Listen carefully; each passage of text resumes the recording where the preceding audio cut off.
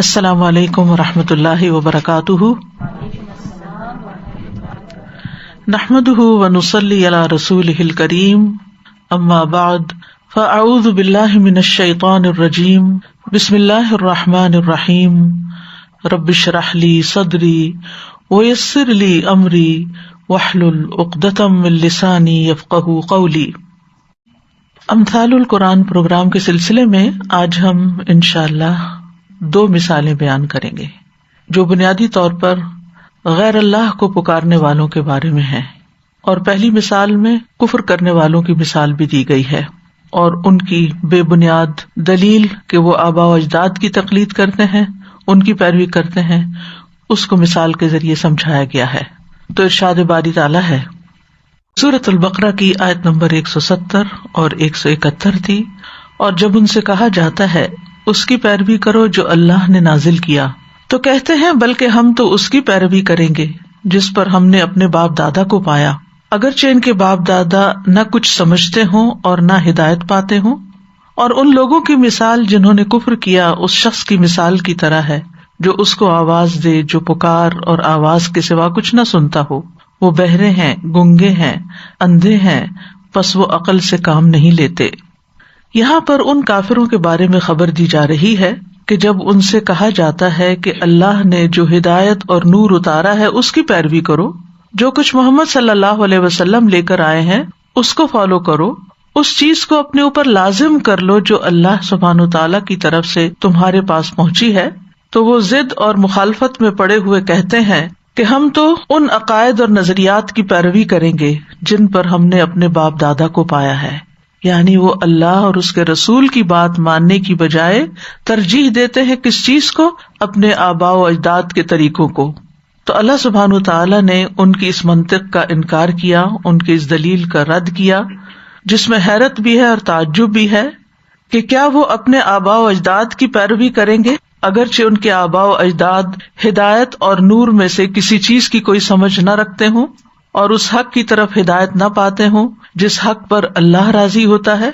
تو اس بھیڑ چال اور اندھی تقلید پر حیرت ہے کہ ان کی عقل اور فہم کہاں ہے۔ اس کے بعد اللہ سبحانہ تعالیٰ نے ان کی اس روگردانی اور گمراہی کی مثال بیان فرمائی کہ جو لوگ اپنے طریقوں پہ اڑے ہوئے ہیں اور ہدایت کی پیروی سے انکار کرتے ہیں تو ان کا حال کیا ہے۔ وَمَثَلُ الَّذِينَ كَفَرُوا، یعنی ان کی روگردانی کرنے کی مثال ایسے ہی ہے۔ مثل سے مراد یہاں ان کی صفت اور حالت ہے، یعنی ان کافروں کی صفت یہ ہے، ان کا طریقہ یہ ہے، ان کا حال یہ ہے۔ اور جیسا کہ آپ جانتے ہیں کہ مثل کا لغوی اور اصلی معنی مثل کے معنوں میں ہے، یعنی مانند کے۔ مثل اور نظیر اس کو کہتے ہیں جو کسی دوسری چیز کی طرح ہوتی ہے، اور مثال کو بطور استعارہ، بطور صفت یا بطور حالت یا بطور قصہ بیان کیا جاتا ہے، یعنی ان کی حالت کو ایک قصے کی شکل میں بیان کیا جا رہا ہے۔ پہلی آیت میں ان کی جو حالت بیان کی گئی ہے یا جو ان کا خیال اور نظریہ بیان کیا گیا ہے اس کا اب یہاں قصہ بیان کیا جا رہا ہے کہ اس کی حقیقت کیا ہے۔ وَمَثَلُ الَّذِينَ كَفَرُوا، اور ان لوگوں کی مثال جنہوں نے کفر کیا، اور کفر کا معنی ہوتا ہے کسی چیز کو چھپانا، یعنی حق کو چھپایا، اللہ سبحانہ تعالیٰ کی وحدانیت سے انکار کیا، کیونکہ سب سے بڑی سچائی اس کائنات کی اللہ تعالیٰ کا وجود ہے اور اللہ سبحانہ تعالیٰ کا ایک ہونا ہے، اور سب سے بڑا کفر اس کے وجود کا انکار یا پھر اس کی ہستی کے انکار کے علاوہ اس کی طرف سے آئے ہوئے پیغام یا توحید کی دعوت کا انکار ہے جو پیغمبر لے کر آئے۔ تو جو لوگ اس حال میں ہیں ان کا حال کیا ہے؟ کمثلی، مانند مثال، الذی، اس شخص کے ہے، ینعق، جو پکارتا ہے۔ ینعق کا لفظ نعیق سے ہے، نعیق کہتے ہیں چیخ کو، کہا جاتا ہے نعق الراعی بالغنم، چرواہے نے بکریوں کو اونچی آواز سے بلایا، چیخ کر بلایا، ڈانٹا۔ کیونکہ وہ اتنے آرام سے سننے والی نہیں ہوتی. لہٰذا جب چرواہا انہیں بلاتا ہے تو خوب شور کرتا ہے. اگر عملی زندگی میں جا کر کبھی دیکھنے کا اتفاق نہیں ہوا, آپ یوٹیوب پر دیکھیں کہ چرواہے کس طرح کی آوازیں لگا رہے ہوتے ہیں, تو وہ بہت زوردار قسم کی آواز ہوتی ہے, ایک طرح سے ڈانٹ کی آواز ہوتی ہے, اور اس میں تھوڑا بہت فرق ہوتا ہے. کوئی آواز ان کو ہانکنے کی ہوتی ہے اور کوئی ان کو واپس لانے کی ہوتی ہے. تو یہاں پر فرمایا یَنْعِقُ بِمَا لَا يَسْمَعُ, ان کو پکارتے ہیں جو سنتے نہیں ہیں, اِلَّا دُعَاءً وَنِدَاءً, مگر پکارنا اور آواز دینا. اب یہ کون ہے جن کو وہ پکارتے ہیں؟ اس کا ایک معنی تو یہ بتایا گیا کہ اگر راعی سے مراد چرواہا لیا جائے تو پھر چرواہا کس کو پکارتا ہے, کس کو آواز دیتا ہے؟ مویشیوں کو, بکریوں کو, اونٹوں کو, بھیڑوں کو. تو ان لوگوں کی مثال اس انسان جیسی ہے جو جانوروں کو بلاتا ہے تو وہ اس کی آواز کو صرف ایک پکار کی طرح سمجھتے ہیں. ان کو یہ سمجھ نہیں آتا کہ وہ کہہ کیا رہا ہے, بس جانوروں کو ایک آواز ہی آتی ہے جو وہ سمجھتے نہیں ہیں, اس کے معنی نہیں سمجھتے, اس کے الفاظ نہیں سمجھتے, صرف وہ ایک آواز کے طور پر اس کو لیتے ہیں اور جس طرف کو آواز جاری ہوتی ہے اس کے پیچھے چل رہے ہوتے ہیں. یہاں پر دو لفظ استعمال ہوئے ہیں, دعا اور ندا. ان دونوں میں کیا فرق ہے؟ ایک قول ہے کہ دعا کا لفظ قریب کے شخص کو آواز دینے کے لیے ہوتا ہے اور ندا کا لفظ دور کے لیے بولا جاتا ہے, ایک قریب اور ایک بعید. اسی طرح دعا اور ندا دو الگ الگ آوازیں ہوتی ہیں. دعا ایسا پکارنا ہے جس کے ذریعے بکریوں کو مخاطب کیا جاتا ہے جو کہ ڈانٹنے پر دلالت کرتا ہے, ڈانٹ ہے.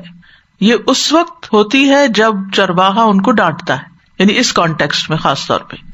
اور ندا کا مطلب ہے ان پہ اس طرح آواز بلند کرنا کہ وہ اپنی چراگاہ کی طرف اکٹھی ہو جائیں, وہ جو پھیلی ہوئی تھی, باہر نکلی ہوئی تھی, ادھر ادھر گھوم رہی تھی, وہ واپس آ جائیں. آپ کو معلوم ہے کہ چرواہے صبح کے وقت بکریوں کو لے کے نکلتے ہیں, تو جب لے کے نکلتے ہیں تو ایک آواز سے نکلتے ہیں, اور جب شام کو واپس لا کے ان کو اکٹھا کرتے ہیں تو ایک طرح سے. جیسے آپ دیکھیں کبھی آپ نے مرغیاں پالی ہوں تو آپ کو معلوم ہوگا کہ مرغیوں کو بلانے کی ایک مخصوص آواز ہوتی ہے, بلی کو بلانے کی ایک آواز ہوتی ہے. تو اسی طرح جانوروں کو پکارنے کی, جیسے جو لوگ کتا پالتے ہیں تو اس میں آپ دیکھیں کہ وہ بعض اوقات ان کا نام لیتے ہیں یا بعض اوقات مخصوص قسم کی آوازیں بناتے ہیں, تو جس کے ذریعے وہ اس آواز کو بس فالو کرتے کہ ایک اس طرح کی آواز آ رہی ہے جس کے بعد ہمیں یہ کرنا ہے. اسی طرح کہا گیا کہ دعا مخصوص آواز ہے اور ندا عام آواز ہے, یعنی جب کسی مخصوص چیز کو اس کے نام کے ساتھ پکارا جاتا ہے تو اسے دعا کہتے ہیں, یعنی نام کے ساتھ جیسے پکارا جاتا ہے, جیسے ہم اللہ تعالیٰ سے دعا مانگتے ہیں یا اللہ کہہ کے. اور ندا عام آواز ہوتی ہے جس میں ہم باتیں کرتے ہیں, اللہ تعالیٰ ایسا ہو گیا ویسا ہو گیا, مناجات جیسے ہوتی ہے. تو یہاں اس کانٹیکسٹ میں انسان بعض اوقات مویشیوں کے نام رکھ لیتا اور ان کو نام لے کے پکارتا ہے, تو جب وہ ان کا خاص نام لے کے پکارتا ہے تو اس کی طرف متوجہ ہو جاتے ہیں, بھاگے چلے آتے ہیں. جیسے ابراہیم علیہ السلام نے پرندوں کو اپنے سے مانوس کیا تھا, پھر ان کو ذبح کر کے 4 پہاڑوں پہ رکھا, پھر ان کو اپنی طرف بلایا تو وہ دوڑتے ہوئے آ گئے. جبکہ ندا تمام مویشیوں کے لیے ہوتی ہے مجموعی طور پر, اس کے ساتھ کسی ایک جانور کو دوسرے سے خاص نہیں کیا جاتا. تو یہاں یہ بتایا جا رہا ہے کہ یہ کافر اس لحاظ سے انہی جانوروں کی طرح ہی ہیں کہ یہ اپنے آبا کی اس حالت کی جس گمراہی پر وہ تھے بلا سوچے سمجھے پیروی کر رہے ہیں, یعنی ان کی طرف دوڑے چلے جا رہے ہیں جس پر وہ تھے, ان کی آواز پہ لبیک کہہ رہے ہیں, بجائے رسول صلی اللہ علیہ وسلم کی آواز پر لبیک کہنے کے انہوں نے کیا کیا, اپنے ماں باپ اور اپنے بڑوں یا اپنے لیڈرز جن کی بھی یہ پیروی کرتے ہیں, جس طرف وہ بلاتے ہیں اس طرف چل پڑتے ہیں. اور ان کو نبی صلی اللہ علیہ وسلم کی یا دین کی یا حق کی بات سمجھ نہیں آتی, بلکہ آباء و اجداد کی پیروی کر رہے ہیں.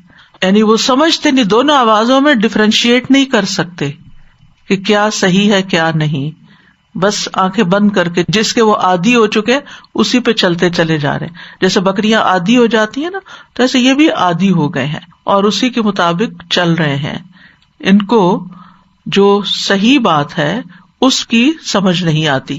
وائس کنڈیشننگ ہو گئی، یعنی مخصوص آوازیں ہوتی ہیں نا، اس کے بعد انسان مخصوص طریقے سے ریئیکٹ کرتا ہے. مثلاً گاڑی کے ہارن کی آواز ہوتی ہے تو اس کا ایک خاص مطلب ہوتا ہے، گھر کی بیل بجی ہے تو اس کا ایک خاص مطلب. اس وقت ہم سوچتے تھوڑی ہیں، ہم بیل بجتی ہے تو آنکھیں بند کر کے اس کی طرف چل پڑتے ہیں. اسی طرح اس مثال کا ایک اور معنی بھی لیا گیا ہے. ایک معنی تو یہ ہے کہ واعظ و نصیحت کے وقت اس کی مثال کیا ہے کہ وہ بس ایک جانور کی طرح بہیو کرتا ہے کہ وہ آواز تو سنتا ہے لیکن معنی نہیں سمجھتا. یہ ابن عباس اور مجاہد کا قول ہے. اور اس اعتبار سے راعی سے مراد حق کی طرف بلانے والا داعی یعنی رسول اللہ صلی اللہ علیہ وسلم ہے. اور آپ کے بعد جو بھی حق کی طرف، خیر کی طرف بلائے. تو کچھ لوگ ہوتے ہیں خیر کی بات سنتے ہیں اور اس پر لبیک کہتے ہیں، بات مان جاتے ہیں، لیکن کچھ لوگ سنی انسنی کر دیتے ہیں. اور جانوروں سے مراد وہ انسان ہیں جن کو پکارا جا رہا ہے اور وہ سن کے نہیں دے رہے. اس مثال کا ایک اور معنی بھی لیا گیا، اور وہ کیا ہے کہ کافر کی مثال جو اپنے معبودوں کو پکارتا ہے. وَمَثَلُ الَّذِينَ كَفَرُوا بِمَا لَا يَسْمَعُونَ. تو یہاں ماں کون ہے؟ معبود، اصنام، بت، جن کی وہ اللہ کے سوا عبادت کرتا ہے. تو اس پکارنے میں اس کی مثال ایسے ہے جیسا کہ جانوروں کا چرواہا ہو جو جانوروں کی آواز تو سنتا ہے لیکن ان کی بات نہیں سمجھتا. تو یہ بت بھی ان کی بات سمجھتے کچھ نہیں. مثلاً کوئی شخص مرے ہوئے لوگوں کو قبر میں پکارتا ہے تو وہ کیا سنتے ہیں؟ یعنی وہ تو کچھ نہیں سمجھتے، ان تک تو آواز بھی نہیں جاتی. پھر اسی طرح اگر پتھروں کے بتوں کے سامنے جا کر یا لکڑی کے بت کے سامنے جا کر کچھ پکارتے ہیں تو وہ ان کا بما لا یسمع، یعنی ان کو پکار رہے ہیں جو سنتے نہیں ہیں. جیسے قرآن مجید میں آتا ہے نا کہ ان تدعوہم لا یسمعوا دعاءکم ولو سمعوا ما استجابوا لکم وَيَوْمَ الْقِيَامَةِ يَكْفُرُونَ بِشِرْكِكُمْ وَلَا يُنَبِّئُكَ مِثْلُ خَبِيرٍ. اگر تم انہیں پکارو تو وہ تمہاری پکار نہیں سنیں گے، اور اگر وہ سن لیں تو تمہاری درخواست قبول نہیں کریں گے، اور قیامت کے دن تمہارے شرک کا انکار کر دیں گے، اور آپ کو ایک پوری خبر رکھنے والے کی طرح کوئی خبر نہیں دے گا. یعنی اللہ کا بتانا ہی اصل بتانا ہے اور سچی بات وہی ہے. سم بکم امیون. سم اسم کی جمع ہے. عرب کے لوگ ایسے شخص کو سم کہتے تھے جو سنتا تھا لیکن اس میں عقل نہیں، گویا کہ وہ بہرا ہے. اور بکمن گنگا ہے، یعنی جو خیر کی بات نہ کرے چاہے وہ اس کی زبان ہو، بولتا ہو. اور امیون عامہ کی جمع ہے جو ہدایت سے اندھا ہو، ہدایت کو نہ دیکھتا ہو، ویسے بے شک دنیا کی چیزیں دیکھتا بھی ہو. تو ایسے لوگ جو کانوں سے بات سنتے ہیں لیکن کچھ سمجھتے نہیں، یہ سمن بکمن، اور حق کی بات بولتے نہیں، حق ان کو نظر نہیں آتا کائنات کے اندر، دلائل کے اندر. فہم لا یعقلون، تو وہ عقل سے کام نہیں لیتے، عقل استعمال نہیں کرتے، بات کو سمجھتے نہیں ہیں.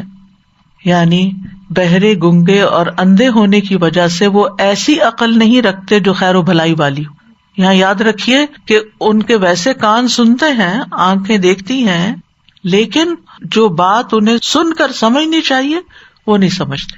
یعنی یہ کفار کی مثال ہے کہ وہ بات کو اس کے اصل پرسپیکٹو میں، اصل کانٹیکسٹ میں نہیں سمجھتے اور اس سے فائدہ نہیں اٹھاتے. چونکہ وہ اپنی عقل سے فائدہ نہیں اٹھاتے تو اللہ تعالیٰ نے ان کی عقل کی ہی نفی کر دی. یعنی جب کوئی کسی چیز سے وہ کام نہیں لیتا جس کے لیے وہ بنی ہو تو وہ کیا ہے؟ بیکار ہے، گویا کہ وہ ہے ہی نہیں. مثلاً اگر کوئی شخص مالدار ہے لیکن وہ اپنا مال خرچ ہی نہیں کرتا تو اس کے لیے مال کا ہونا یا نہ ہونا کیا ہے؟ یعنی سوچئے نا تھوڑی دیر کے لیے. یعنی اگر کسی شخص نے ایک خزانہ بنا کے رکھا ہوا ہے اور وہ سب پڑا ہی پڑا ہے، نہ اس کو خرچ کرتا ہے، نہ اس کی زکوٰۃ دیتا ہے، نہ کسی پہ صدقہ کرتا ہے، تو پھر کیا ہے؟ گویا وہ اس کے لیے ایگزسٹ ہی نہیں کرتا. اسی طرح اللہ سبحانہ وتعالیٰ نے ہمیں یہ کان، آنکھ، دل، دماغ اس لیے دیے تھے کہ سب سے پہلے تو ہم ان کے ذریعے اس کو پہچانیں، اس کے کلام کو سمجھیں، اس کی ہدایت کو دیکھیں، اس کی نشانیوں کو دیکھیں. اصل میں عقل کا تعلق سے دماغ سے نہیں ہوتا، عقل کا تعلق دل سے ہوتا ہے. تو دل کے اندر انہی راستوں سے معلومات جاتی ہیں جہاں سے پھر وہ سوچتا سمجھتا ہے اور اس کے مطابق کام کرتا ہے. یہ حواس جو ہیں عقل اور شعور اور کسی چیز کو معلوم کرنے کا ذریعہ ہے، تو وہ استعمال ہی نہیں ہو رہے. تو بات یہ ہے کہ کفار ہوں یا منافقین، دونوں ہی سمن بکمن عمیون ہیں. منافقین کے بارے میں پیچھے جو آیتیں ہم نے پڑھی، مثال پڑھی، اس کے آخر میں بھی تھا صم بکم عمی فہم لا یرجعون، بہرے ہیں، گنگے ہیں، اندھے ہیں، واپس نہیں پلٹیں گے، یعنی اب وہ اسلام سے نکل گئے، اسلام کی طرف نہیں لوٹیں گے، ہدایت سے دور چلے گئے، ہدایت کی طرف نہیں آئیں گے۔ اور یہاں کفار کے بارے میں کہا گیا کہ وہ عقل نہیں رکھتے، ورنہ وہ انکار نہ کرتے۔ سورۃ الاعراف میں اللہ تعالیٰ فرماتے ہیں وَلَقَدْ ذَرَأْنَا لِجَهَنَّمَ كَثِيرًا مِّنَ الْجِنِّ وَالْإِنسِ لَهُمْ قُلُوبٌ لَّا يَفْقَهُونَ بِهَا وَلَهُمْ أَعْيُنٌ لَّا يُبْصِرُونَ بِهَا وَلَهُمْ آذَانٌ لَّا يَسْمَعُونَ بِهَا أُولَٰئِكَ كَالْأَنْعَامِ بَلْ هُمْ أَضَلُّ أُولَٰئِكَ هُمُ الْغَافِلُونَ۔ اور بلا شبہ یقیناً ہم نے بہت سے جن اور انسان جہنم ہی کے لیے پیدا کیے ہیں، ان کے دل ہیں جن کے ساتھ وہ سمجھتے نہیں، اور ان کی آنکھیں ہیں جن کے ساتھ وہ دیکھتے نہیں، ان کے کان ہیں جن کے ساتھ وہ سنتے نہیں، یہ لوگ چوپاؤں جیسے ہیں بلکہ یہ اس سے بھی زیادہ بھٹکے ہوئے ہیں، یہ لوگ بالکل غافل ہیں، بالکل غافل ہیں۔ تو جو شخص بھی غفلت کی زندگی بسر کرتا ہو، جو شخص بھی حقیقت تک پہنچنے کی کوشش نہ کرتا ہو، جو شخص بھی ہدایت کی طلب نہ رکھتا ہو، ہدایت کی طرف جانے والا رستہ اختیار نہ کرتا ہو، ہدایت کے لیے آنے والی پکار پہ لبیک نہ کہتا ہو، پھر اس کا حال یہی ہوتا ہے جو یہاں پر بیان کیا گیا ہے۔ یعنی جس طرح جانوروں کو باتیں سمجھ نہیں آتی، اسی طرح ان لوگوں کو ہدایت کی بات سمجھ نہیں آتی۔ ایمان کی طرف دعوت دینے والا، دین کی طرف دعوت دینے والا، ہدایت کی طرف دعوت دینے والا جب ان کو پکارتا ہے تو یہ اس پکار کو سمجھ نہیں پاتے۔ جیسے اگر آپ کسی جانور سے بات کریں، مثلا بلی وغیرہ تو ہر ایک نے گھر میں دیکھی ہوگی، پیٹ رکھا ہوگا، اگر آپ اس سے بات کریں، بعض اوقات اتنی معصوم، کیوٹ، خوبصورت ہوتی، اتنی گہری آنکھیں ہوتی ہیں، کان ہوتے ہیں، چھوٹی سی آرٹ بھی سن لیتی ہے سب، لیکن اگر آپ اس سے بات کریں اپنی زبان میں، انگریزی میں کریں، کسی بھی زبان میں کریں، تو وہ آپ کو دیکھتی تو رہے گی لیکن اس کو سمجھ کچھ نہیں آئی۔ تو اسے حیرت ہوتی ہے نا، ان کی بھی آنکھیں ہیں، ان کے بھی کان ہیں، ان کا بھی سر کھولے تو دماغ نکلے گا اس میں، ان کا بھی دل ہے، وہ کیا چیز ہے جو اللہ نے انسان میں رکھ دی اور ان میں نہیں رکھی؟ ان کی عقل صرف اتنی کام کرتی جو ان کے مطلب کی بات ہوتی ہے۔ تو جانوروں کی طرح ایسے انسانوں کی عقل بھی بس اتنی کام کرتی ہے جس میں ان کو اپنے مفاد اور اپنے فائدے کی کوئی بات سمجھ آتی۔ یعنی کچھ لوگوں کو اگر آپ کوئی اچھی بات بتائیں، دین کی بات بتائیں، وہ سمجھنے کے گویا کہ انہوں نے سنی نہیں، لیکن اگر آپ ان کو کوئی کھانے پینے کی یا ان کو کوئی فیشن کی یا ان کو کوئی ان کی مرضی کی بات بتائیں تو ان کے دل، دماغ، آنکھیں، کان، ہر چیز خوب کام کرے گی۔ تو یہاں پر بات یہی کی جا رہی ہے کہ جس طرح جانور صرف مطلب کی بات ہی سنتا ہے، اللہ دعا و ندا، اسی طرح یہ کفار بھی صرف اپنے مطلب، اپنے فائدے، اپنی مصلحت کی بات ہی سمجھتے ہیں، اللہ کی طرف بلانے کی آواز کو نہیں سمجھتے، اللہ سبحانہ وتعالیٰ کی ہدایت کی طرف جو بلا رہا ہے اس کی بات کو نہیں سمجھتے۔ تو پھر ایمان کہاں سے لائیں گے، ہدایت کہاں سے پائیں گے، عمل کہاں سے کریں گے؟ اگرچہ بات صرف کفر کرنے والوں کی جا رہی ہے، لیکن بعض لوگ زبان سے تو کہہ دیتے ہیں ہم مسلمان ہیں، لیکن اگر آپ ان کو ہدایت کی کسی بات کی طرف بلائیں تو ان کا رسپانس ڈسکریجنگ ہوتا ہے، کیونکہ وہ سننا چاہتے ہی نہیں۔ منافقین کا حال کیا تھا؟ نبی صلی اللہ علیہ وسلم کی مجالس میں حاضر ہوتے تھے لیکن ان سے کچھ بھی فائدہ نہیں اٹھاتے تھے، جیسے جاتے تھے ویسے ہی نکل آتے تھے۔ اسی طرح کچھ لوگوں کو قرآن کی آیات سنائی جائیں، بتائی جائیں، کچھ نہیں سمجھتے۔ اور جب میں اس لیسن کو تیار کر رہی تھی تو مجھے ایک دم اتنا ڈر لگا کہ بعض لوگ قرآن کی تلاوت سنتے رہتے ہیں اور وہ بھی ان کے لیے صرف ایک آواز ہوتی ہے، اللہ دعا و ندا ہوتی ہے، وہ آیت کیا کہہ رہی ہے کچھ پتہ نہیں۔ کتنا ڈرنے کا مقام ہے۔ یہ ضروری نہیں کہ ہر وقت ہم بہت گہرائی میں جا کر ہی سنیں، لیکن ایٹ لیسٹ جو لفظ ہمارے کان کو ٹکرائے تو ہمیں یہ تو پتا ہو کہ کہا کیا جا رہا ہے۔ اور اس طرح کی لسننگ جو ہوتی ہے تو آپ دیکھیں گے کہ کچھ نہ کچھ دل میں اتر ہی جاتا ہے، کہیں نہ کہیں انسان رک ہی جاتا ہے۔ بعض لوگ پورا قرآن حفظ کر لیتے ہیں لیکن ایک جملہ بھی نہیں سمجھتے۔ تو ایسا نہ ہو کہ قرآن کی آواز ہمارے لیے صرف دعا اور پکار ہی رہ جائے۔ اسی طرح ہر وہ شخص جو ہدایت سے منہ موڑ لیتا ہے، اصلاح چھوڑ کے فساد کی طرف چلا جاتا ہے، اللہ تعالیٰ کے احکامات کو سنی انسنی کر دیتا ہے، اور وہ جانوروں کے ریوڑ میں، انسانوں کی بھیڑ میں، گو ود دا فلو، جدھر سب جا رہے ہیں ادھر ہی چلتا چلا جا رہا ہے، اور سمجھنے کی کچھ کوشش نہیں کرتا، تو یہ ناسمجھی کی زندگی بسر کرنا اسی میں شامل ہو جاتا ہے۔ تو جو شخص بھی حق سننے سے بہرا، گنگا اور اندھا ہو، اس کو کچھ بھی فائدہ نہیں ہوتا۔ اور پھر قرآن مجید میں یہ بتایا گیا کہ جو آیات کو جھٹلا دیتے ہیں وہ بھی گنگے اور بہرے ہیں۔ سورۃ الانعام 39 ہے یہ، والذین کذبوا بآیاتنا صم وبکم فی الظلمات، جن لوگوں نے ہماری آیات کو جھٹلایا وہ بہرے اور گنگے ہیں، اندھیروں میں پڑے ہوئے ہیں۔ ایسے لوگوں کو ان کے اعضاء کسی کام نہیں آتے، یعنی آنکھ، دل، کان کام نہیں آتے۔ سورۃ الاحقاف میں آتا ہے، اور بلا شبہ ہم نے انہیں ان چیزوں میں قدرت دی جن میں ہم نے تمہیں قدرت نہیں دی، ہم نے ان کے لیے کان اور آنکھیں اور دل بنائے، تو نہ ان کے کان ان کے کسی کام آئے، نہ ان کی آنکھیں اور نہ ان کے دل، حالانکہ دنیاوی اعتبار سے وَلَقَدْ مَكَّنَّاهُمْ فِي مَا إِن مَّكَّنَّاكُمْ فِيهِ، یعنی ہم نے انہیں دنیا میں ایسا بسایا تھا کہ تمہیں ویسا نہیں بسایا۔ ان کے پاس وہ کچھ تھا دنیاوی ترقی کے اعتبار سے جو تمہارے پاس نہیں ہے، اور ہم نے ان کو کان، آنکھیں، دل دیے مگر انہوں نے فائدہ نہیں اٹھایا۔ بھئی اتنا کچھ تو کر لیا، اتنی ترقی کر لی، تو فائدہ کیسے نہیں اٹھایا؟ اللہ سبحانہ وتعالیٰ فرماتے ہیں ان کے دل اور آنکھیں، کان کام ہی نہیں آئے۔ کیوں؟ اذ کانوا یجحدون بآیات اللہ، جب وہ اللہ کی آیات کا انکار کرتے تھے۔ وحاق بہم ما کانوا بہ یستہزئون، اور انہیں اسی چیز نے گھیر لیا جس کا وہ مذاق اڑاتے تھے۔ تو بعض اوقات انسان حق کا مذاق اڑاتا ہے، دین والوں کا مذاق اڑاتا ہے، اللہ تعالیٰ کے حکم پہ چلنے والوں کا مذاق اڑاتا ہے، اور وہ سمجھتا ہے کہ وہ بہت ذہین ہے، زیادہ عقل مند ہے، زیادہ دنیا کے بارے میں جانتا ہے، ہائیلی ایجوکیٹڈ ہے، اس لیے اس کو ضرورت نہیں ہے 14 سال پرانی باتیں پڑھنے سننے کی۔ لیکن پھر الٹیمیٹلی انجام تو خسارہ ہے۔ اولئک ھم الخاسرون، پیدا اللہ نے کیا، جانا اس کی طرف ہے، اگر اسی کی اطاعت اور عبادت نہیں کی تو کیا لے کے ساتھ گئے؟ پھر ہمارے آنکھیں، کان، دل یہ کس کام آئے اگر ان سے ہم نے اپنے رب کو نہیں پہچانا اور اپنے رب کی بات کو نہیں سمجھا اور اس کے مطابق عمل نہیں کیا؟ تو یاد رکھیے ایسے اندھے بہرے ہدایت کی طرف نہیں آ سکتے۔ اللہ تعالیٰ فرماتے ہیں افانت تسمع الصم او تہدی العمی ومن کان فی ضلال مبین، پھر کیا آپ بہروں کو سنائیں گے یا اندھوں کو راہ دکھائیں گے اور ان کو جو صاف گمراہی میں پڑے ہوئے ہیں؟ سورۃ یونس میں آتا ہے وَمِنْهُمْ مَن يَنظُرُ إِلَيْكَ أَفَأَنْتَ تَهْدِي الْعُمْيَ وَلَوْ كَانُوا لَا يُبْصِرُونَ، اور ان میں سے کچھ وہ ہیں جو آپ کی طرف دیکھتے ہیں، تو کیا آپ اندھوں کو راستہ دکھائیں گے اگرچہ وہ نہ دیکھتے ہوں؟ سورۃ روم میں آتا ہے وَمَا أَنْتَ بِهَادِ الْعُمْيِ عَنْ ضَلَالَتِهِمْ إِن تُسْمِعُ إِلَّا مَن يُؤْمِنُ بِآيَاتِنَا فَهُمْ مُسْلِمُونَ، اور نہ آپ کبھی اندھوں کو ان کی گمراہی سے راہ پہ لانے والے ہیں، آپ نہیں سناتے مگر انہی کو جو ہماری آیات پر ایمان لاتے ہیں، پھر وہ فرما بردار ہیں۔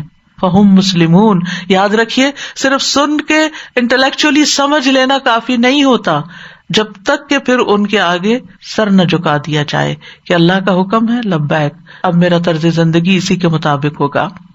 اور جہاں تک اس مثال کا دوسرا معنی ہے، یعنی غیر اللہ کو پکارنا ایسے جیسے جانوروں کو پکارنا، یا بتوں کو پکارنا ایسے جیسے ناسمجھ جانوروں کو پکارنا جو بات سمجھتے نہیں، تو یہ بت بھی اور غیر اللہ جن سے وہ دعائیں مانگتے ہیں وہ کچھ بھی نہیں سمجھتے۔ تو یہاں ایک دوسرا معنی بھی اس آیت کا اہل علم نے بیان کیا ہے کہ یہ کافروں کی اس وقت کی حالت ہے جب وہ بتوں کو اپنی ضروریات کے لیے پکارتے ہیں جن کی وہ عبادت کرتے ہیں، جبکہ وہ اپنے معبودوں کو پکارتے ہیں اور ان سے دعائیں مانگتے ہیں۔ تو ان بتوں کی مثال ایسے ہی ہوتی ہے جیسے وہ پکارنے والا ایسے جانوروں کو پکارتا ہے جو نہ سنتے ہیں نہ سمجھتے ہیں۔ تو بتوں کو جانوروں سے تشبیہ دی گئی، یہ دوسرا معنی ہے یہاں، یعنی ان کی دعائیں بیکار ہیں۔ اب سوال یہ پیدا ہوتا ہے کہ ایسے بہت سے لوگ ہوتے ہیں جو غیر اللہ کو پکار رہے ہوتے ہیں، اور بعض اوقات وہاں جا کر ان کی دعائیں قبول بھی ہو جاتی ہیں۔ تو یہ کیسے ہوتا ہے، یہ کیوں ہوتا ہے؟ یعنی بعض لوگ مسجد نہیں جائیں گے، کعبہ نہیں جائیں گے، اللہ کو اس طرح نہیں پکاریں گے، بلکہ جا کے قبر والے کو پکاریں گے، یا غوث یا فلان جیسے نام رکھے ہوئے لوگوں نے غیر اللہ کے، یہ ہمارے کلچر کے اندر ہے۔ جبکہ مشرکین مکہ تو وہ یا حبل یا لات یا منات ان کو پکارتے تھے، تو وہ تو پتھروں کے صنم تھے۔ تو مجھے تو ایسے لگتا پتھر کے صنم کو پکارنا ایسے جیسے دیوار کے ساتھ کوئی کھڑا ہو کے کہے اے دیوار میرا یہ کام کر دو، تو دیوار کیا کرے گی؟ اتنی موٹی سی بات ہے نا، یعنی عقل میں آتی ہے نا کہ اگر میں اپنے بچے کو بلانے کے بجائے کہ ادھر آؤ پانی لے کر آؤ، میں کہوں دیوار تم ادھر آؤ میرا یہ کام کرو، تو دیوار نے کیا کرنا ہے؟ لیکن وہ لوگ جو غیر اللہ کو پکارتے ہیں تو کبھی ان کی پکار سنی جاتی ہے. تو یہ دراصل ان کے لیے بطور ابتلا ہے، امتحان ہے، آزمائش ہے. یعنی ان کی رسی دراز کر دی گئی کہ تھوڑا اور آگے نکل جائیں غلط کاموں میں. دوسری بات یہ کہ یہ ان کے مقدر میں ہوتی ہے وہ چیز، یعنی اگر وہ نہ بھی مانگتے تو وہ چیز ان کو مل جاتی. ہر چیز کا ایک وقت ہوتا ہے. تو انہوں نے اللہ سے مانگنے کی بجائے، یعنی اللہ سبحانہ تعالیٰ نے ہماری ضروریات تو پوری کرنی ہے، وہ کرتا ہے. بہت سی چیزیں ہم نے مانگی نہیں پھر بھی اس نے ہمیں دی. حیرت ہوتی ہے نا بعض اوقات کہ ہم نے سوچا ہی ہوتا ہے، ابھی مانگا نہیں ہوتا اور وہ کام ہو جاتا ہے. ہمیں سے ہر ایک کے ساتھ ایسے ایکسپیرینس ہوتے ہیں. ہر دل میں خیال آتا ہے اور اچانک وہ چیز سامنے آ جاتی ہے. تو یہ اللہ کی عنایت ہوتی ہے. بعض اوقات ہم مانگتے تو دعا پوری ہو جاتی، بعض اوقات ہم مانگتے بھی نہیں، خیال بھی نہیں کرتے اور پھر بھی وہ کام ہو جاتا ہے. تو یہ اللہ تعالیٰ نے ہم سے جو مانگنے کا کہا نا کہ مجھ سے مانگو، وقال ربکم ادعونی استجب لکم، یہ دراصل اللہ سبحانہ تعالیٰ کے ساتھ ایک تعلق کا خوبصورت انداز ہے کہ ہم اس کے ساتھ کنیکٹڈ رہیں. کیونکہ جو دینے والا ہوتا ہے نا وہ محسن ہوتا ہے. تو جب ہم مانگتے ہیں اور وہ دیتا، ہماری دعا قبول ہوتی ہے، تو پھر ہمارے دل میں اس کی محبت اور عظمت اور بڑھتی ہے. ہمیں اس کی پریزنس کا یقین ہوتا ہے کہ وہ ہے. تو بہرحال پہلا معنی کیا ہے اس میں؟ الذی ینعق سے مراد انبیاء ہیں، اور دوسرا الذی ینعق سے مراد کافر ہیں. انبیاء کے مقابلے میں جن کو پکارا جا رہا ہے وہ کفار ہیں، اور دوسرے کفار جن کو پکارتے ہیں اس کے مقابل بت ہیں. اور یہ دونوں معنی ہی درست ہیں، یعنی دونوں معنوں کا احتمال پایا جاتا ہے. یعنی اصول اور قاعدے کی بات یہ ہے کہ جب کسی آیت میں دو معنی پائے جاتے ہوں اور ایک دوسرے سے کنٹراڈکٹ نہ کرتے ہوں تو دونوں معنی ہی لیے جا سکتے ہیں. یہ وسعت ہوتی ہے اس کلام کی، ٹھیک ہے. اور اس طرح کی آپ کو بہت سی مثالیں ملیں گی. بہت سے لوگ اس میں خواہ مخواہ کنفیوز ہوتے ہیں. اچھا پھر یہ معنی ہے یا وہ ہے، یہ لوں یا وہ لوں، اور یہ بھی قرآن سے ہی بات بتا رہا ہے، وہ بھی قرآن سے بتا رہا ہے، یہ کچھ بتا رہا ہے، یہ وہ کچھ بتا رہا ہے. کوئی مسئلہ ہی نہیں ہے یہ. اگر وہ دو بتانے والے ایک دوسرے سے کنٹراڈکٹ نہیں کرتے تو خیر ہی خیر ہے. اس سے یہ پتہ چلتا ہے کہ اللہ سبحانہ تعالیٰ نے اس کلام کو ہر دور کے لوگوں کی ہدایت کا ذریعہ بنایا، اس کے اندر وسعت رکھ دی. تو اس وسعت کو مسئلہ نہیں بنانا چاہیے. اب ہم دوسری مثال کی طرف آتے ہیں. سورۃ الرعد کی آیت نمبر 14، اسی کو ہی پکارنا برحق ہے، اور وہ لوگ جو اس کے سوا کو پکارتے ہیں، یعنی اس کے علاوہ کسی اور کو پکارتے ہیں، وہ انہیں کچھ بھی جواب نہیں دیتے مگر اس شخص کی طرح جو اپنے دونوں ہاتھ پانی کی طرف پھیلائے تاکہ وہ اس کے منہ تک پہنچ جائے، حالانکہ وہ اسے پہنچنے والا نہیں. اور کافروں کی دعا محض گمراہی کی طرف ہی جاتی ہے. یہ مثال ان آیات کے بعد آئی ہے جن میں اللہ کی عظمت کے بارے میں وعید بیان کی گئی ہے، اور یہ کہ ان میں اللہ کی مخلوق کے بارے میں اللہ کی کامل ربوبیت کے بارے میں بات کی گئی ہے. اور یہ سورۃ الرعد کی آیت نمبر 8 سے 13 تک ہے.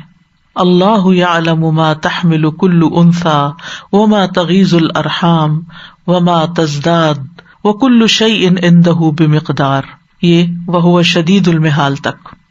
اللہ جانتا ہے جو ہر مادہ اٹھائے ہوئے ہے، اور جو کچھ رحم کم کرتے ہیں اور جو زیادہ کرتے ہیں، اور ہر چیز اس کے ہاں ایک اندازے سے ہے. وہ غیب اور حاضر کو جاننے والا ہے، بہت بڑا، نہایت بلند ہے.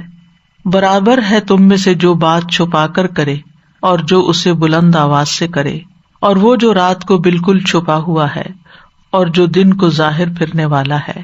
اس کے لیے اس کے آگے اور اس کے پیچھے یکے بعد دیگرے کئی آنے والے پہرے دار ہیں جو اللہ کے حکم سے اس کی حفاظت کرتے ہیں. بے شک اللہ نہیں بدلتا جو کسی قوم میں ہے، یہاں تک کہ وہ اسے بدلیں جو ان کے دلوں میں ہے. اور جب اللہ کسی قوم کے ساتھ برائی کا ارادہ کر لے تو اسے ہٹانے کی کوئی صورت نہیں، اور اس کے علاوہ ان کا کوئی مددگار ہی نہیں. وہی ہے جو تمہیں بجلی دکھاتا ہے ڈرانے اور امید دلانے کے لیے، اور بھاری بادل پیدا کرتا ہے، اور بادل کی گرج اس کی حمد کے ساتھ تسبیح کرتی ہے، اور فرشتے بھی اس کے خوف سے، اور وہ کڑکنے والی بجلیاں بھیجتا ہے، پھر انہیں ڈال دیتا ہے جس پہ چاہتا ہے، جبکہ وہ اللہ کے بارے میں جھگڑ رہے ہوتے ہیں، اور وہ بہت سخت قوت والا ہے. ان باتوں کے بعد، یعنی اللہ سبحانہ تعالیٰ کا تعارف کرانے کے بعد کہ وہ کون ہے، کیا کچھ کرتا ہے، کیا اس کی قدرت ہے، کیا قوت ہے، کیا عظمت ہے، اس کے بعد یہ بات کی گئی کہ لہو دعوت الحق، اسی کو پکارنا برحق ہے. تو جب ان آیات میں ہم غور کرتے ہیں تو ہم دیکھتے ہیں کہ یہ آیات پوشیدہ چیزوں کے بارے میں اللہ کے کمال علم کو ظاہر کرتی ہیں.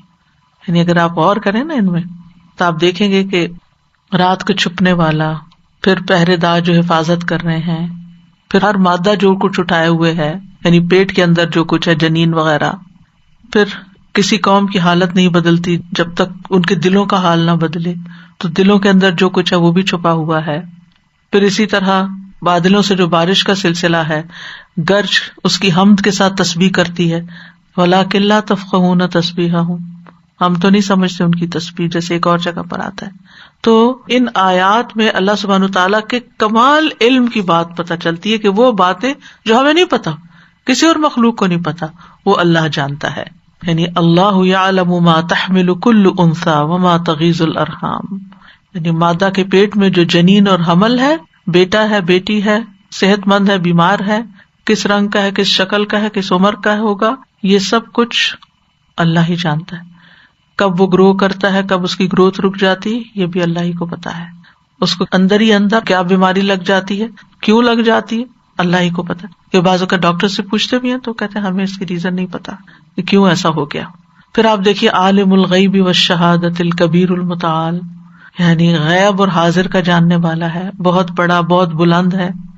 سواء منکم من اسر القول ومن جہر بہ، اللہ کے لیے برابر ہے جو بات چھپا کے کرے اور جو ظاہر کر کے کرے، جو رازداری سے بات کرتے ہیں، جو بلند آواز سے بول کے کرتے ہیں، جو رات کے اندھیرے میں گناہ چھپاتے ہیں اور جو دن کی واضح روشنی میں گناہ کرتے ہیں. اللہ سب کچھ جانتا ہے. لہو معقبات من بین یدیہ ومن خلفہ، اللہ تعالیٰ نے انسان کے اوپر فرشتے مقرر کر رکھے ہیں، حالانکہ وہ خود بھی جانتا ہے کہ انسان کیا کرتا ہے. هو الذی یریکم البرق خوفا وطمعا، وہی تمہیں دکھاتا ہے بجلیاں خوف اور طمع کی حالت میں، یعنی لوگوں کو اس میں امید بھی ہوتی ہے کہ بارش برسے گی. یعنی یہ اللہ کی قدرت کے ساتھ یہ سارا کام ہوتا ہے. پھر اللہ کی قدرت کے ساتھ یہ بادل پانی سے لدے ہوئے ہوتے ہیں اور پھر بارش برساتے ہیں. وَيُسَبِّحُ الرَّعْدُ بِحَمْدِهِ وَالْمَلَائِكَةُ مِنْ خِيفَتِهِ وَيُرْسِلُ الصَّوَاعِقَ، یعنی رعد کی تسبیح کرنا اور فرشتوں کی تسبیح کرنا، اور پھر صواعق کا بھیجنا یعنی کڑاکوں کا بھیجنا. وَهُمْ يُجَادِلُونَ فِي اللَّهِ وَهُوَ شَدِيدُ الْمِحَالِ. سبحان اللہ، اللہ سبحانہ تعالیٰ کی یہ ساری قدرتیں اور لوگ اللہ ہی کے بارے میں جھگڑ رہے ہیں جس نے یہ سب کچھ بنایا. تو ان تمہیدی آیات کے بعد پھر توحید الوہیت کا ذکر ہے اگلی آیت میں، اور توحید ربوبیت کا بھی ذکر ہے کہ کس طرح اللہ سبحانہ وتعالیٰ ان ساری نشانیوں کو دکھا کر سمجھا کر پھر اس کے بعد فرماتے ہیں لہو دعوت الحق، اسی کو پکارنا برحق ہے. لہو میں جو لام ہے یہ استحقاق کا ہے، یعنی اللہ ہی کا حق ہے. ہو کی ضمیر اللہ کی طرف جاتی ہے. ایک معنی یہ کیا گیا ہے کہ صرف اللہ کی عبادت کرنا، کیونکہ یاد رکھیے پکار میں دعا میں عبادت بھی ہوتی ہے. ایک دعائے عبادت ہوتی ہے، ایک دعائے مسئلہ ہوتی ہے. یعنی ایک اللہ کو پکارنا عبادت ہوتا ہے اور ایک اپنا سوال پیش کرنا ہوتا ہے. یعنی اللہ ہی کو پکارنا، دعا کرنا، اس کی عبادت کرنا، بس یہی حق ہے. دوسرا معنی یہ کیا گیا کہ اللہ تعالیٰ بندوں کو حق کی طرف پکارتا ہے، یعنی اللہ تعالیٰ بندوں کو حق کی پکار کی طرف بلاتا ہے، یعنی لا الہ الا اللہ کی پکار. تو گویا اللہ تعالیٰ ہی اس بات کا مستحق ہے کہ اس کو پکارا جائے، اس سے ڈرا جائے، اسی سے امیدیں باندھی جائیں، اس سے محبت کی جائے، اس کی طرف رغبت رکھی جائے، اسی سے خوف کھایا جائے، اس کی طرف ہر مشکل میں رجوع کیا جائے، اسی پہ توکل کیا جائے. کیوں؟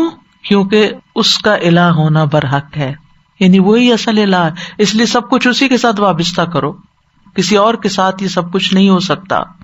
پھر آپ دیکھیے کہ یہاں پر آیت کے شروع میں لہو آیا ہے، جار مجرور، اور اس کو مبتدا پہ مقدم کیا گیا ہے. مبتدا کیا ہے؟ دعوت الحق. ہونا تو یہ چاہیے تھا دعوت الحق لہو، لیکن لہو دعوت الحق یہ تخصیص کا فائدہ دیتا ہے. جب جار مجرور پہلے آ جاتا ہے تو مخصوص ہو جاتی ہے بات، یعنی صرف اللہ ہی کو پکارنا برحق ہے، کسی اور کو پکارنا درست نہیں.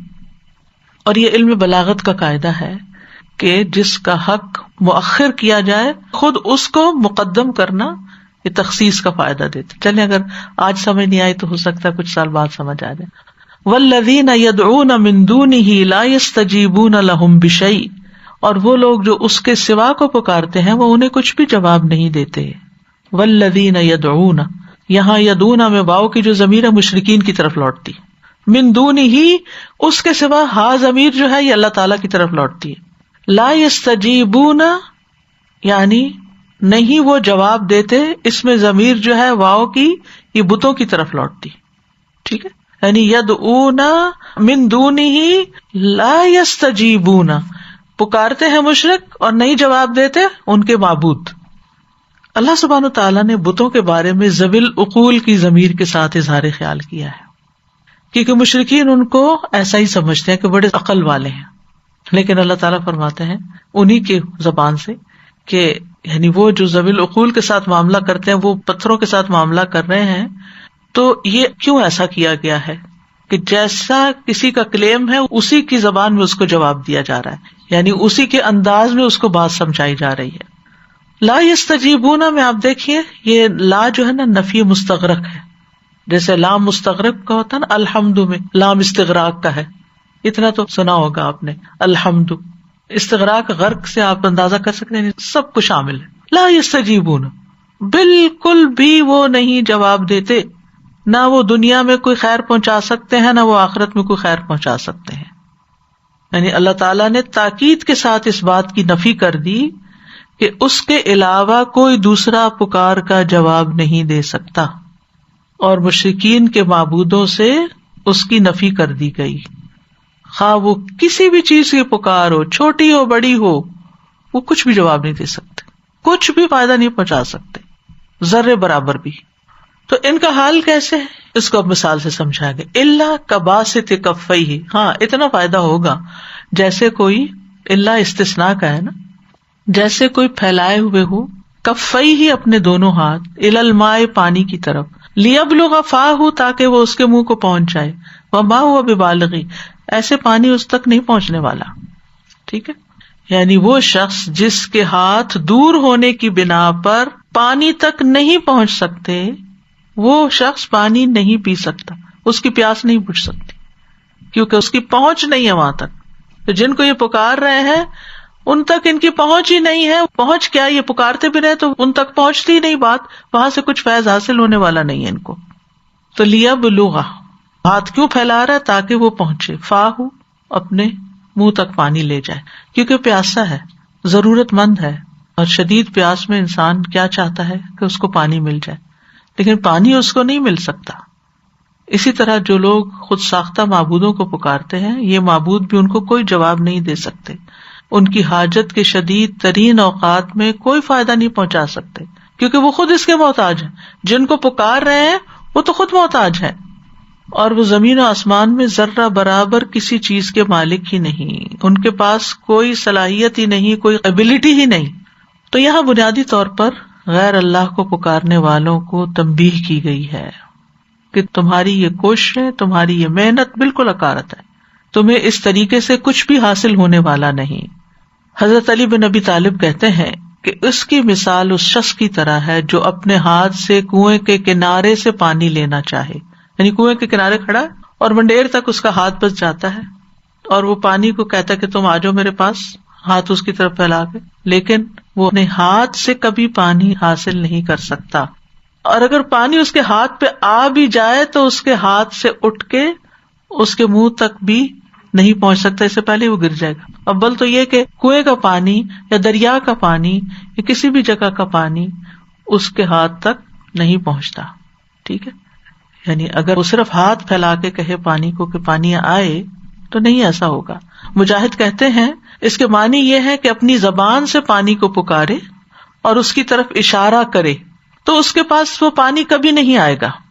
مطلب یہ ہے کہ جس نے پانی کی طرف اپنے ہاتھ کو پھیلایا تو جس طرح وہ اس پانی سے فائدہ حاصل نہیں کر سکتا جو اس کے منہ تک نہیں پہنچ سکتا، جو کہ پینے کا مقام ہے.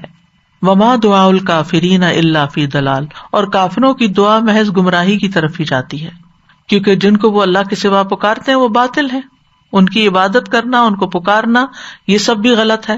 تو جب طریقہ ہی غلط ہو، کام ہی غلط ہو، تو نتیجہ کیا ہوتا ہے؟ صحیح، مثلا آپ کو ایگزام میں ایک سوال پوچھا گیا، آپ نے سارا جواب ہی غلط لکھا تو آپ کو نتیجہ کیا ہوگا؟ صفر، آپ کو کچھ حاصل نہیں ہوگا.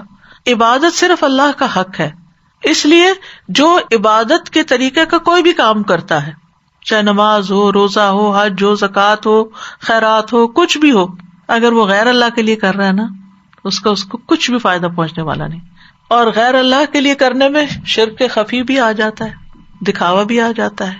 یعنی اگر کوئی شخص اللہ کے سوا کسی اور کو خوش کرنے کے لیے، کسی اور کو دکھانے کے لیے کوئی کام کر رہا ہو تو اس کام کا اس کو کوئی فائدہ پہنچنے والا نہیں ہے. قیامت کے دن الٹا اس کے خلاف بات جائے گی. تو یہاں پر بنیادی طور پر تو مشرکین کا حال بیان کیا گیا ہے کہ وہ ضرورت مند ہیں لیکن اپنی ضرورت پوری کرنے کے لیے ایسی جگہ جا رہے ہیں جہاں سے ان کی ضرورت پوری نہیں ہو سکتی. دیکھیں نا، ہاتھ پھیلانے کی مثال آخر کیوں دی گئی؟ کوئی اور بھی دی جاتے. ان کے آگے ہاتھ پھیلا رہے ہیں، ان سے مرادیں مانگ رہے ہیں جو ان کے ہاتھ میں کچھ ڈالنے والے ہی نہیں، ڈال سکتے ہی نہیں، کوئی خیر ان تک واپس آنے والی ہی نہیں، چاہے وہ کتنا بھی پکارتے رہیں، 1000 دفعہ بھی پکارے، اس پکار کا کوئی فائدہ نہیں. وما ہوا ببالغی، اس کو کچھ بھی نہیں ملنے والا. اور پانی جو ہے وہ اللہ تعالیٰ کی مخلوقات میں سے ایک مخلوق ہے، اور یہ ممکن نہیں کہ پانی انسان کی بات سن کر، چاہے وہ کتنی تعریف، پانی تم کتنے اچھے، کتنے ٹھنڈے ہو، کتنے مزے کے ہو، آؤ میرے منہ تک پہنچ جاؤ، بولے بولے بولے، تو کیسے ہو سکتا ہے کہ وہ اچھل کے اس کے منہ تک آ جائے؟ کنویں پہ کھڑے ہو کے آپ کنویں کے اندر کتنی باتیں کریں پانی سے، آپ کی ساری باتیں کہاں لوٹ آئیں گی؟ ایکو واپس آپ کے کانوں تک لوٹ آئیں گی. پانی کو کچھ اثر ہونے والا نہیں ہے، وہ آپ کو کچھ بھی نہیں دینے والا، کوئی فائدہ پہنچانے والا نہیں. تو یہی مثال ان لوگوں کے اوپر چشمہ ہوتی ہے جو غیر اللہ کی عبادت کرتے ہیں یا ان سے دعائیں کرتے ہیں اور ان سے اپنی مرادیں مانگتے ہیں اور ان کے نام کی نظر و نیاز چڑھاتے ہیں اور ان کو خوش کرنے میں لگے رہتے ہیں، ان کو خوش کرنے کے لیے اپنا مال لٹاتے ہیں، چڑھاوے چڑھاتے ہیں. لیکن یہ ساری کوششیں بیکار کی کوششیں ہیں کیونکہ وہاں سے ان کو کچھ ملنے والا نہیں ہے. تو بنیادی طور پر جو مثال ہے اس کی غرض و غایت یہ ہے کہ غیر اللہ کو پکارنا باطل ہے، سراسر گمراہی ہے. اس سے پکارنے والے کو کوئی فائدہ نہیں پہنچے گا، ان کی پکار کی قبولیت ممکن نہیں. جیسے اللہ تعالیٰ فرماتے ہیں نا، ان الذین کذبوا بآیاتنا واستکبروا عنها لا تفتح لهم ابواب السماء ولا يدخلون الجنۃ حتى یلج الجمل فی سم الخیاط. بے شک جن لوگوں نے ہماری آیات کو جھٹلایا اور انہیں قبول کرنے سے تکبر کیا، ان کے لیے نہ آسمان کے دروازے کھولے جائیں گے اور نہ وہ جنت میں داخل ہوں گے یہاں تک کہ اونٹ سوئی کے ناکے میں داخل ہو جائے.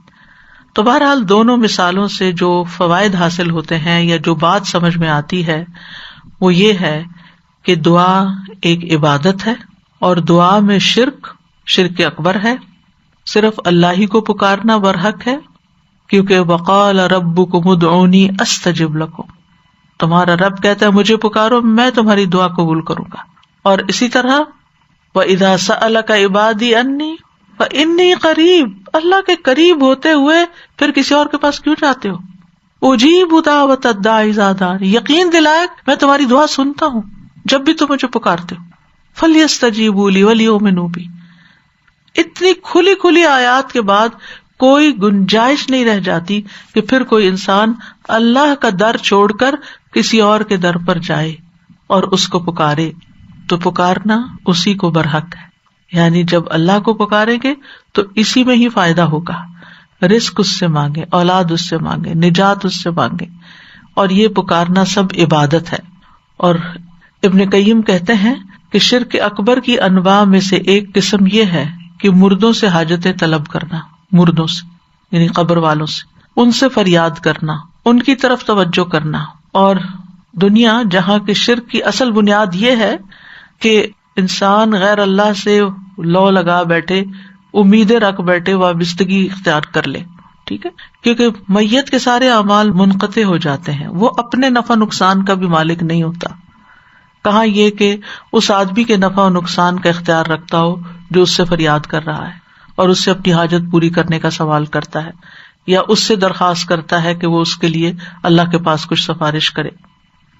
اور شرک جو ہے وہ کبیرہ گناہ ہے، ظلم ہے، گمراہی کا باعث ہے، باطل پکار ہے.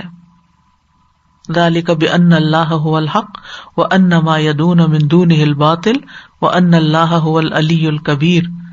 یہ اس لیے کہ بے شک اللہ ہی حق ہے، اصل سچائی وہی ہے، اور یہ کہ بے شک اس کے سوا جس کو وہ پکارتے وہ باطل ہے، اس کی کوئی حقیقت نہیں ہے، اور یہ کہ بے شک اللہ ہی بے حد بلند بے حد بڑا ہے. غیر اللہ کا سہارا ایک کمزور سہارا ہے، جس کی مزید ایک مثال دی گئی جو آگے آئے گی سورۃ العنکبوت میں، کہ ان لوگوں کی مثال جنہوں نے اللہ کے سوا اور مددگار بنا رکھے ہیں مکڑی کی مثال جیسی، جس نے گھر بنایا، حالانکہ گھروں میں سب سے کمزور گھر مکڑی کا گھر ہے. اگر وہ جانتے ہو، اگر مکڑی کے گھر پہ کوئی سہارا لے تو گرے گا ہی گرے گا. اور ویسے بھی آپ دیکھیں کہ اللہ کے سوا انسان جس کسی کو بھی پکارتا ہے وہ کسی چیز کے مالک بھی نہیں ہے، نہ کوئی رحمت کرنے کے اور نہ کسی شر کو روکنے کے، اور اصل میں تو وہ پکارنے والے کی پکار سے بھی غافل ہوتے ہیں. تو جو پکارنے والے کی پکار سے ہی غافل ہے وہ مدد کو کہاں سے آ سکتا ہے؟ ان کو پکارنا فائدے کی بجائے الٹا نقصان کا باعث ہے. یدعو من دون اللہ ما لا یضرہ وما لا ینفعہ ذلک هو الضلال البعید. یدعو لمن ضرہ اقرب من نفعہ لبئس المولا ولبئس العشیر. وہ اللہ کے سوا اس چیز کو پکارتا ہے جو اسے نقصان نہیں پہنچاتی اور اس چیز کو جو اسے نفع نہیں دیتی. وہ تو پتھر ہے، وہ کیا کریں گے آپ کے لیے؟ یہی تو دور کی گمراہی ہے. وہ اسے پکارتا ہے کہ یقیناً اس کا نقصان اس کے نفع سے زیادہ قریب، یعنی انسان کی آخرت برباد ہوتی ہے. بلا شبہ وہ برا دوست ہے اور برا ساتھی ہے، پھر یہ کام انسان کو ہلاکت میں گرانے والا ہے. قرآن مجید میں آتا ہے فَلَا تَدْعُ مَعَ اللَّهِ إِلَٰهًا آخَرَ فَتَكُونَ مِنَ الْمُعَذَّبِينَ. تم اللہ کے ساتھ کسی اور معبود کو مت پکارو ورنہ تم عذاب دیے جانے والوں میں سے ہو جاؤ گے. اور دوسری اہم بات یہ پتہ چلتی ہے جو پہلی مثال سے ثابت ہوتی ہے کہ انسان اللہ تعالیٰ کے دین کو چھوڑ کر بڑوں کی تقلید کرے، اپنے رسم و رواج کے پیچھے چلے، اپنے زمانے کے طریقوں پہ چلے. یہاں اس کی مذمت کی گئی ہے. ہر دور میں لوگوں کا یہی حال رہا ہے. وہ کہتے ہیں انا وجدنا آباءنا علی امۃ وانا علی آثارہم مقتدون. ہم نے اپنے باپ دادا کو ایک طریقے پہ پایا اور ہم انہی کے قدموں پہ چل رہے ہیں. تو آباء و اجداد کی تقلید جو ہے وہ اچھے کاموں میں تو ہو سکتی ہے، وہ پیروی ہوتی ہے، تقلید نہیں ہوتی. اور ان کی تقلید ان کے غلط عقائد میں یا غلط طریقہ زندگی میں یا اللہ کی نافرمانی کے کاموں میں اس کا کوئی جواز نہیں بنتا. اسی طرح جو لوگ علم اور ہدایت سے خالی ہوں ان کے پیچھے بھی نہیں چلنا چاہیے. ہمیشہ انسان اگر کسی انسان کو رول ماڈل بنائے ہوئے یا کسی کو فالو کر رہا ہے تو دیکھے کہ اس کے پاس کیا علم ہے، کتنا علم ہے اور کس چیز کا علم ہے، اور وہ اس علم پر خود کیا عمل کر رہا ہے. تو کرنے کے کام یہ ہے کہ ہم اپنی دعاؤں میں اخلاص پیدا کریں، صرف اللہ کو پکاریں. اللہ تعالیٰ خود حکم دیتے ہیں کہ اسی کو پکارا جائے، اسی سے مانگا جائے. جب رات کا پہلا تہائی حصہ گزر جاتا ہے تو اللہ تعالیٰ آسمان دنیا پہ نزول فرماتے ہیں اور فرماتے ہیں میں بادشاہ ہوں، میں بادشاہ ہوں. کون ہے جو مجھ سے دعا کرے کہ میں اسے قبول کر لوں؟ کون ہے جو مجھ سے سوال کرے کہ میں اسے عطا کروں؟ کون ہے جو مجھ سے بخشش طلب کرے کہ میں اسے بخش دوں؟ اور یہ طلوع فجر تک ہوتا رہتا ہے. اور آج کل تو ہر کوئی سحری کے لیے اٹھ رہا ہے، تو اس وقت کچھ نہ کچھ دعا ضرور مانگے. بے شک آپ یہ بھی کر سکتے ہیں کہ ہر روز کی ایک مخصوص دعا جو سحری بناتے وقت، کھاتے وقت دل میں اللہ کو پکارتے رہیں. اللہ سبحانہ تعالیٰ نے دعا مانگنے کا بھی حکم دیا ہے اور قبولیت کا بھی وعدہ کیا ہے. اللہ سبحانہ تعالیٰ سے ہی توقع رکھنی چاہیے کہ وہ ساری مشکلات اور مصائب کو دور کر دے گا. نبی صلی اللہ علیہ وسلم نے دین کی دعوت دیتے ہوئے فرمایا تھا کہ میں اس اللہ کی طرف دعوت دیتا ہوں جو ایک ہے. وہ اللہ جب تم پر کوئی مصیبت آتی ہے تم اسے پکارتے ہو تو وہ تمہاری مصیبت دور کر دیتا ہے. جب تم کسی بیابان اور جنگل میں راستہ بھول جاؤ اور اس سے دعا کرو تو وہ تمہیں واپس پہنچا دیتا ہے. جب تم قحط سالی میں مبتلا ہوتے ہو اور اس سے دعا کرتے ہو تو وہ تم پر پیداوار ظاہر کر دیتا ہے. یعنی ہوپ دلائی گئی، یعنی اس اللہ کی طرف اپنی ساری امیدیں اور تمنائیں رکھو. اور وہ مانگنے والوں کو پسند بھی کرتا ہے. جب اس سے ہم دعا کرتے ہیں تو اس کو یہ پسند بھی ہے، اور وہ بندوں کو خالی ہاتھ لوٹانے سے حیا کرتا ہے. وہ بندے کے پھیلے ہوئے ہاتھوں میں خیر ضرور ڈالتا ہے. تو ہمیں اپنی ساری حاجات اللہ کے سامنے رکھنی چاہیے.